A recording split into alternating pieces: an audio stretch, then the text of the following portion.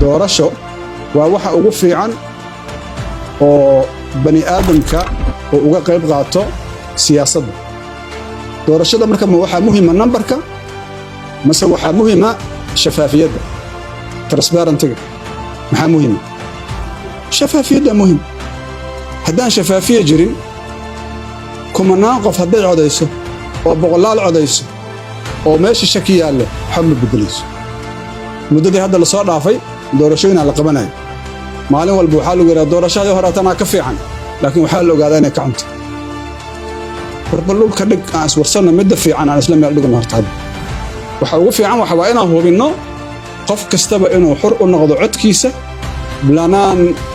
musuq maasuqin oo natiijada ay ka dhalato codka shacabka taas ugu muhiimsan. doorasho aan raalli isaga nahay oo aan ka heshiinay oo cadaalada oo dadka Soomaaliyeed fursad u siinaysa inay madaxdooda doortaan ma sameey karnaa wala sameey kara aaminsanaan aniga waxa dan ugu jirtaa intaas la sameeyo qofka aan dan ugu jirin in doorasho cadaalada la sameeyo oo laga wada hadlo yaa waa qofkaas laakiin waxaan rabnaa siyaasadda inaan ka mari dhalino oo aan keenno doorasho xor ah oo xalaal ah. wadamada Afrika doorasho ka dhacda Soomaa 99 85 75 laakiin qofku waa isku jooga xisbidala lama marka muhiimadu doorasho dadku ay u dareereen ma aha shafaafiyada waa